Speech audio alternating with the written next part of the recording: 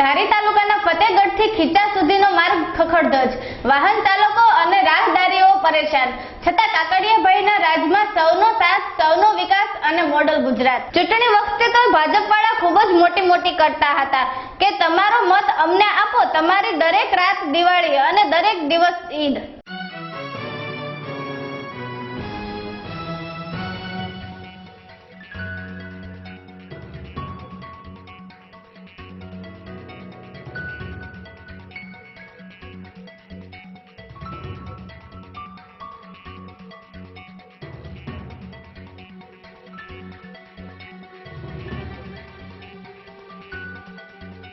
મારું નામ વાળા ગજેન્દ્રભાઈ છે. હું અહીંયા શ્રીનાથજી કોમ્પ્લેક્સમાં શ્રીરામ મોબાઈલની દુકાન હું ધરાવું છું.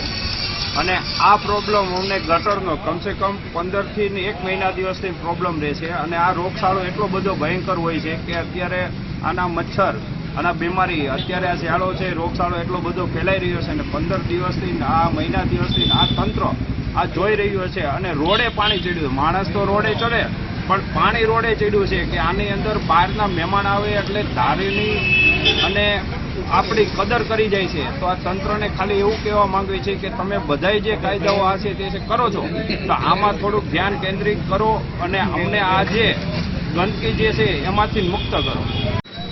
ભૂગર્ભ ગટર બાબતથી શિવાલય કોમ્પ્લેક્સ પાસે ભૂગર્ભ કુંડી આવેલી હોય, અવારનવાર છલકાતી હોય, ગંદુ પાણી રોડ ઉપર વહેતું હોય તો રોગચાળો થવાની ભય ભીતિ રહે છે અને બહુ ગંદી વાસ આવતી હોય છે.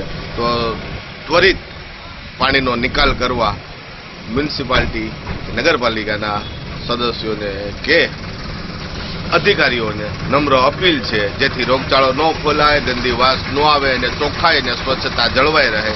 તો ત્વરિત આમાં કાર્યવાહી કરવા